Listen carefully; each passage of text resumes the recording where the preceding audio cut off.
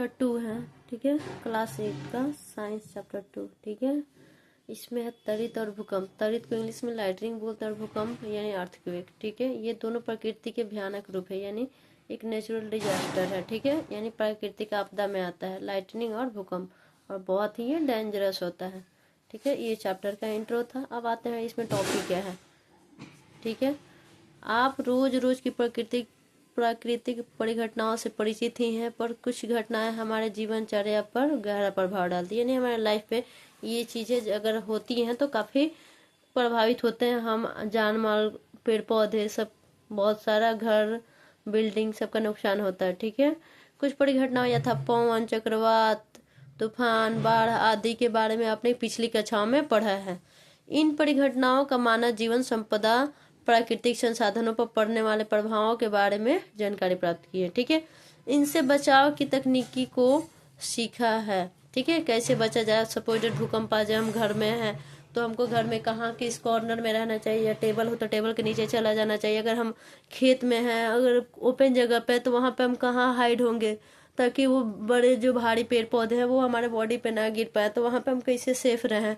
ये सब पढ़ने से ताकि हम अपने आप को अवेयर कर पाएंगे, ठीक है। इन परिघटनाओं के दुष्परिणामों को कम करने की कोशिश लगातार चल रही है, ताकि जो इसके जो साइड इफेक्ट होते हैं, जो बैड इफेक्ट होते हैं, इसको कैसे कम किया जाए, इस बारे में कोशिश चल रही है, ठीक है, जिससे धन जन की हानि को कम किया जा सकता है। अब हम जानने का प्रयास करेंगे कि तड़ित और भूकंप कितनी विनाशकारी प्राकृतिक घटना है, ठीक है। लाइटनिंग, तड़ित को, और भूकंप अर्थक्वेक, ठीक है, ये कितना विनाशकारी है, कितने क्षति पहुंचाते हैं, कितने डिस्ट्रक्टिव नेचुरल फेनोमेना है, थोड़ा इसके बारे में जाने। हम इनके बारे में जानकारी प्राप्त करेंगे और मानव जीवन पर पड़ने वाले दुष्प्रभावों को कम कर पाने का हर संभव प्रयास करेंगे। अब आते हैं, टॉपिक है हमारा तड़ित यानी लाइटनिंग, ठीक है, इंग्लिश में इसको लाइटनिंग बोलते हैं। इसमें है कि आपने पोल, बिजली के खंभे में लगे बिजली के तारों के बीच हिलने डुलने के कारण चमक एवं करकराहट उत्पन्न होते देखा है, ठीक है। जो पोल पे क्या लगे रहते हैं, बिजली के तार लगे होते हैं, वो हिलेगा डुलेगा तो उसमें क्या होता है, करंट फैलता है, या उसमें टकराने से, रगड़ होने से क्या होता है, उसमें लाइटनिंग आती है, ठीक है।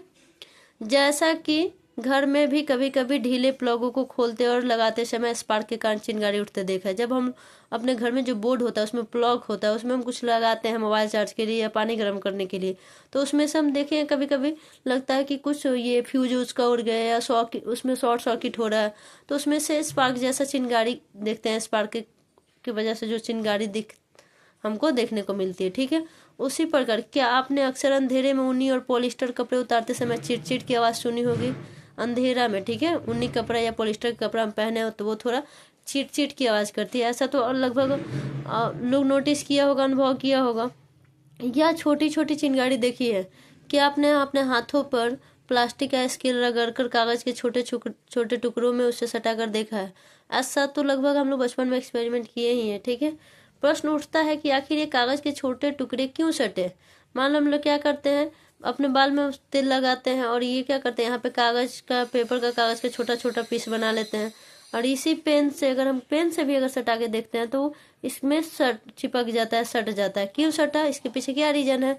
कपड़े उतारते समय चिंगारी क्यों निकली, ये क्वेश्चन है। आकाश में विशाल स्तर की चिंगारी क्यों दिखती है, ठीक है, जो आकाश में हम लोग को लाइटनिंग के दौरान दिखता है। तड़ित भी एक विशाल स्तर की चिंगारी है जो हमको कहाँ देखने को मिलती है, आकाश से।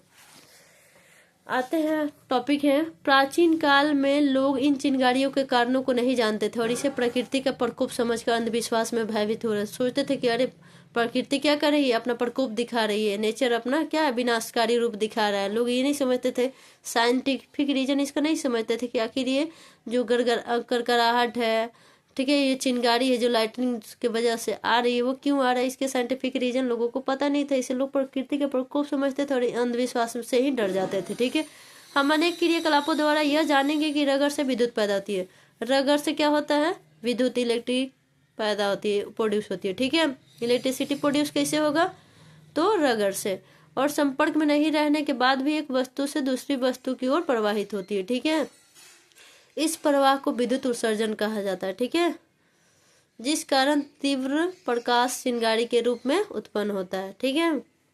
आते हैं आगे। सर्वप्रथम अमेरिकी वैज्ञानिक बेंजामिन फ्रैंकलिन ने बादलों में रगड़ के कारण उत्पन्न होने वाले विद्युत की उपस्थिति को दर्शाया। बादलों में रगड़ की वजह से जो क्या होता है, विद्युत उत्पन्न होती है, इसको सबसे पहले बेंजामिन फ्रैंकलिन जो अमेरिका के वैज्ञानिक थे उन्होंने ये दिखाया। ठीक है, ये क्या किए, इन्होंने कुछ एक्सपेरिमेंट किया है। उन्होंने अपने पतंग में नुकीला चालक, वो पतंग उड़ा रहे थे, उसमें एक नुकीला यानी धारदार चालक लगा दिए। पतंग की डोर जो थी रेशम की थी। ठीक है, अब रेशम है तो जाहिर सी बात है कि करंट आना तय था उसमें। नीचे डोर में एक धातु की चाबी बांध दी। वो जो रेशम की डोर थी उसमें उन्होंने एक मेटल का की बांध दिया। ठीक है, पतंग जब बादल के पास गया तो वहां से विद्युत आवेश नमी युक्त रेशम के धागे से संचारित होकर चाबी में आया। ठीक है, चाबी मेटल का था, जो चाबी था वो मेटल का था और धागा जो था रेशम का था।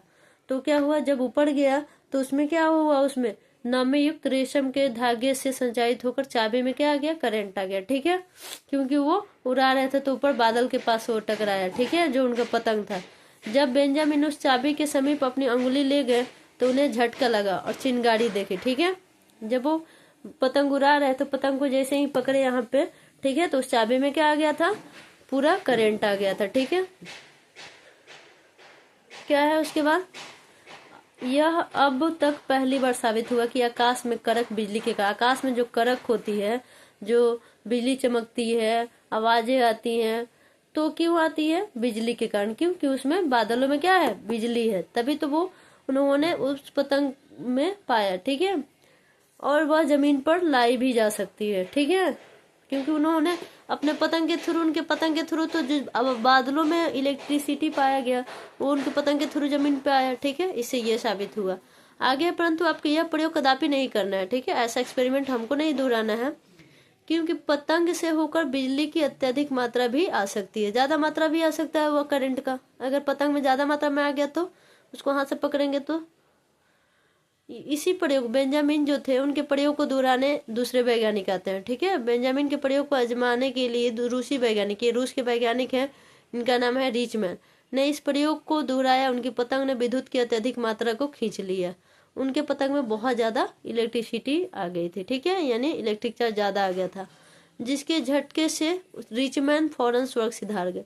इतना ज्यादा आ गया से कि उनका बिजली का झटका लगा और वो स्वर्ग सिधार गए, यानी मर गए।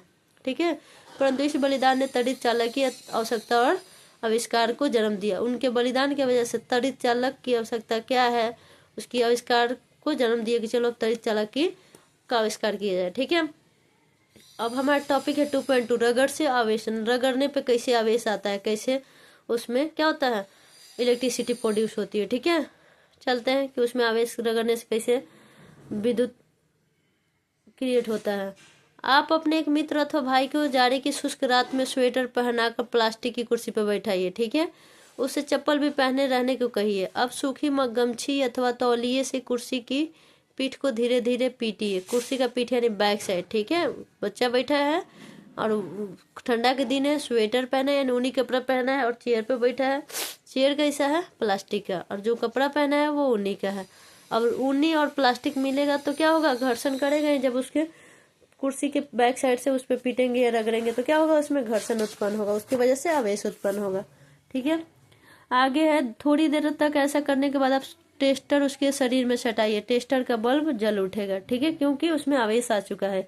यदि कमरा अंधेरा हो तो यह प्रयोग और भी रोचक हो जाएगा। अंधेरा में होगा तो उसका हम जो चिंगारी होगा वो भी देख पाएंगे। यदि आप उसके शरीर के पास अंगुली ले जाएंगे तो नीली आभायुक्त चिंगारी दिखेगा और चीट चीट की आवाज भी होगी। ठीक है, अब आप हल्का झटका भी महसूस करेंगे, यानी उसमें आवेश आ गया, आवेश की वजह से उसमें क्या आएगा, अब वो हमें झटका भी उसकी वजह से लगेगा। ऐसा विद्युत आवेश का आपकी शरीर की ओर प्रवाह के कारण होता है। ऐसे क्यों हुआ कि हमारे शरीर में क्या हो गया है, इलेक्ट्रिक करंट है, जिसकी वजह से ऐसा हो रहा है। ठीक है, ऐसा झटका क्यों लगा, तो हमारे बॉडी में, यानी जो बॉडी स्वेटर पहना, ऊनी कपड़ा पहना हुआ प्लास्टिक चेयर पे बैठा था, उसमें पीटेंगे तो रगड़ के उत्पन्न से इलेक्ट्रिक करंट हमारे बॉडी में आ गया, जिसकी वजह से झटका महसूस हुआ। ठीक है, आगे है, सावधानी दिया है, कुर्सी के पीठ को अधिक देर तक मत पीटिए। ठीक है, नहीं तो ज्यादा आएगा, ज्यादा जितना रगड़ होगा उतना ज्यादा आवेश होएगा। इससे अत्यधिक आवेशन का भय रहता है। ठीक है, ज्यादा मात्रा में उसमें आवेश आ जाएगा। ठीक है, ज्यादा चार्ज आने की वजह से क्या हो जाएगा, ज्यादा झटका लगने की संभावना हो सकती है। नंगे पैर रहने से आपको तेज झटका भी लग सकता है, इसलिए कहा जाता है कोई भी इलेक्ट्रिशियन या कुछ जाता है लो तो वो नंगे पैर नहीं चप्पल पहन के जाता है लो। आपने कभी सोचा है कि जब अपने हाथ टीवी स्क्रीन के पास ले जाते हैं तो आपके रोम रोम यानी रोए क्यों खड़े हो जाते हैं, इलेक्ट्रिसिटी का झटका लगता है। ठीक है, आगे वाला टॉपिक नेक्स्ट वीडियो में, तब तक इतना एक वीडियो में